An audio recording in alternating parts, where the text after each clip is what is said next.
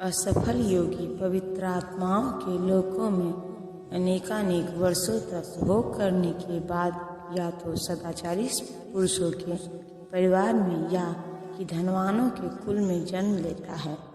असफल योगियों की दो श्रेणियां हैं। एक वे जो बहुत थोड़ी उन्नति के बाद ही भ्रष्ट होते हैं, दूसरे वे जो दीर्घ काल तक योगाभ्यास के बाद भ्रष्ट होते हैं। जो योगी अल्पकालिक अभ्यास के बाद भ्रष्ट होता है वह स्वर्गलोक को जाता है, जहाँ केवल पुण्य आत्माओं को प्रविष्ट होने दिया जाता है। वहाँ पर दीर्घ काल तक रहने के बाद उसे पुनः इस लोक में भेजा जाता है, जिससे वह किसी सदाचारी ब्राह्मण वैष्णव के कुल में या धनवान वणिक के कुल में जन्म ले सके। योगाभ्यास का वास्तविक उद्देश्य कृष्ण भावनामृत की सर्वोच्च सिद्धि प्राप्त करना है, जैसा कि इस अध्याय के अंतिम श्लोक में बताया गया है। किंतु जो इतने अध्ययवासी नहीं होते और जो भौतिक प्रलोभनों के कारण असफल हो जाते हैं, उन्हें अपनी इच्छाओं की पूर्ति करने की अनुमति दी जाती है। तत्पश्चात उन्हें सदाचारी या धनवान परिवारों में संपन्न जीवन बिताने का अवसर प्रदान किया जाता है। ऐसे परिवारों में जन्म लेने वाले इन सुविधाओं का लाभ उठाते हुए अपने आप को पूर्ण कृष्ण भावनामृत तक ऊपर ले जाते हैं। अथवा यदि दीर्घ काल तक योग करने के बाद असफल रहे हों तो वह ऐसे योगियों के कुल में जन्म लेता है जो अति बुद्धिमान है। निश्चय ही इस संसार में ऐसा जन्म दुर्लभ है। यहाँ पर योगियों के बुद्धिमान कुल में जन्म लेने की प्रशंसा की गई है, क्योंकि ऐसे कुल में उत्पन्न बालक को प्रारंभ से ही आध्यात्मिक प्रोत्साहन प्राप्त होता है। विशेषतया आचार्यों या गोस्वामियों के कुल में ऐसी परिस्थितियां हैं। ऐसे कुल अत्यंत विद्वान होते हैं और परंपरा तथा प्रशिक्षण के कारण श्रद्धावान होते हैं। इस प्रकार वे गुरु बनते हैं। भारत में ऐसे अनेक आचार्य कुल हैं, किंतु अब वे अपर्याप्त विद्या तथा प्रशिक्षण के कारण पतनशील हो चुके हैं। भगवत कृपा से अभी भी कुछ ऐसे परिवार हैं जिनमें पीढ़ी दर पीढ़ी योगियों को प्रश्चय मिलता है। ऐसे परिवारों में जन्म लेना सचमुच ही अत्यंत सौभाग्य की बात है। सौभाग्यवश हमारे गुरु विष्णुपाद श्रीमद् भक्ति सिद्धांत सरस्वती गोस्वामी महाराज को तथा स्वयं हमें भी ऐसे परिवारों में जन्म लेने का अवसर प्राप्त हुआ। हम दोनों को बचपन से ही भगवत भक्ति करने का प्रशिक्षण दिया गया। बाद में दिव्य व्यवस्था के अनुसार हमारी उनसे भेंट हुई। हे गुरुनंदन, ऐसा जन्म पाकर वह अपने पूर्व जन्म की दैवी चेतना को पुनः प्राप्त करता है और पूर्ण सफलता प्राप्त करने के उद्देश्य से वह आगे उन्नति करने का प्रयास करता है। राजा भरत, इन्हीं तीसरे जन्म में उत्तम ब्राह्मण कुल में जन्म मिला, पूर्व दिव्य चेतना की पुनः प्राप्ति के लिए उत्तम जन्म के उदाहरण स्वरूप है। भरत विश्व भर के सम्राट थे और तभी से ये लोक देवताओं के बीच भारतवर्ष के नाम से विख्यात है। पहले यह इलावृत वर्ष के नाम से ज्ञात था।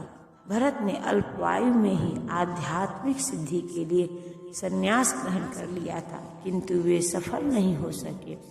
अगले जन्म में उन्हें उत्तम ब्राह्मण कुल में जन्म लेना पड़ा और वे जड़ भरत कहलाए, क्योंकि वे एकांतवास करते थे तथा किसी से बोलते न थे।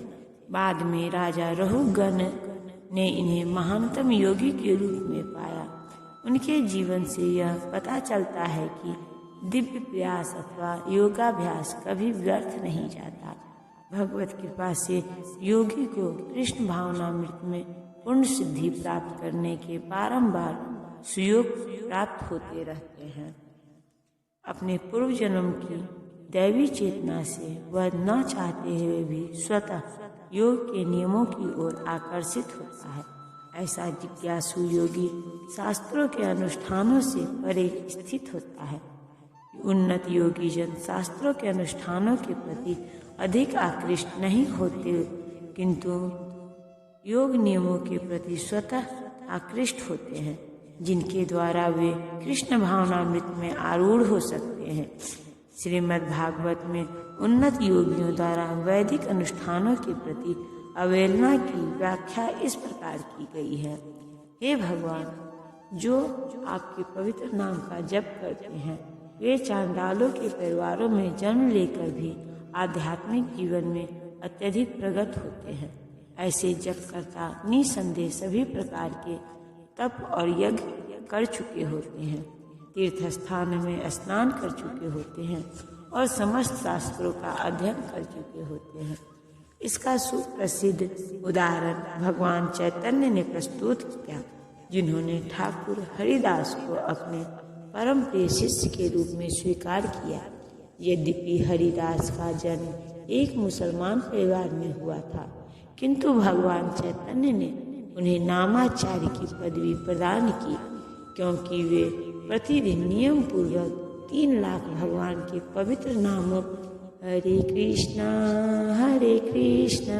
कृष्ण कृष्ण हरे हरे, हरे राम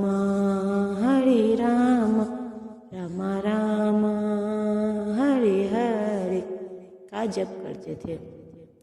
और चूंकि वे निरंतर भगवान के पवित्र नाम का जप करते रहते थे, अतः यह समझा जाता है कि पूर्व जन्म में उन्होंने शब्द ब्रह्म नामक वेद वर्णित कर्म कांडों को पूरा किया होगा। अतएव जब तक कोई पवित्र नहीं होता तब तक कृष्ण भावनामृत के नियमों को ग्रहण नहीं करता या भगवान के पवित्र नाम हरे कृष्ण का जप नहीं कर सकता। और जब योगी समस्त कलमश से दूर शुद्ध होकर सच्ची निष्ठा से आगे प्रगति करने का प्रयास करता है, तो अंततोगत्वा अनेकानेक जन्मों के अभ्यास के पश्चात सिद्धि लाभ करके वह परम गंतव्य को प्राप्त करता है। सदाचारी, धनवान तथा या पवित्र कुल में उत्पन्न पुरुष योगाभ्यास के अनुकूल परिस्थिति से सचेष्ट हो जाता है, अतः वह दृढ़ संकल्प करके अपने अधूरे कार्य को पूरा करने में लग जाता है और इस प्रकार वह अपने समस्त भौतिक कलमश से शुद्ध कर लेता है। समस्त कलमश से मुक्त होने पर उसे परम सिद्धि कृष्ण भावनामृत प्राप्त होती है। कृष्ण भावनामृत ही समस्त कलमश से मुक्त होने की पूर्ण अवस्था है। इसकी पुष्टि भगवत गीता में हुई है। अनेक जन्मों तथा पुण्य कर्म करने से जब कोई समस्त कलमश तथा मोह में द्वंद्वों से पूर्णतया मुक्त हो जाता है, तभी वह भगवान की दिव्य प्रेमा भक्ति में लग पाता है। योगी पुरुष तपस्वी से, ज्ञानी से तथा सकाम कर्मी से बढ़कर होता है। अतः हे अर्जुन, तुम सभी प्रकार से योगी बनो। जब हम योग का नाम लेते हैं तो हम अपनी चेतना को परम सत्य के साथ जोड़ने की बात करते हैं। विविध अभ्यास करता इस पद्धति को ग्रहण की गई विशेष विधि के अनुसार विभिन्न नामों से पुकारते हैं। जब यह योग पद्धति सकाम कर्मों से मुख्यतः संबंधित होती है तो कर्म योग कहलाती है। जब यह चिंतन से संबंधित होती है तो ज्ञान योग कहलाती है और जब यह भगवान की भक्ति से संबंधित होती है तो भक्ति योग कहलाती है। भक्ति योग या कृष्ण भावनामृत समस्त योगों की परम सिद्धि है। जैसा कि अगले श्लोक में बताया जाएगा, भगवान ने यहाँ पर योग की श्रेष्ठता की पुष्टि की है, किंतु उन्होंने इसका उल्लेख नहीं किया है कि यह भक्ति योग से श्रेष्ठ है। भक्ति योग पूर्ण आत्मज्ञान है, अतः इससे बढ़कर कुछ भी नहीं है। आत्मज्ञान के बिना तपस्या अपूर्ण है। परमेश्वर के प्रति समर्पित हुए बिना ज्ञान योग भी अपूर्ण है। सकाम कर्म भी कृष्ण भावनामृत के बिना समय का अपव्यय है। अतः यहाँ पर योग का सर्वाधिक प्रशंसित रूप भक्ति योग है और इसकी अधिक व्याख्या अगले श्लोक में की गई है।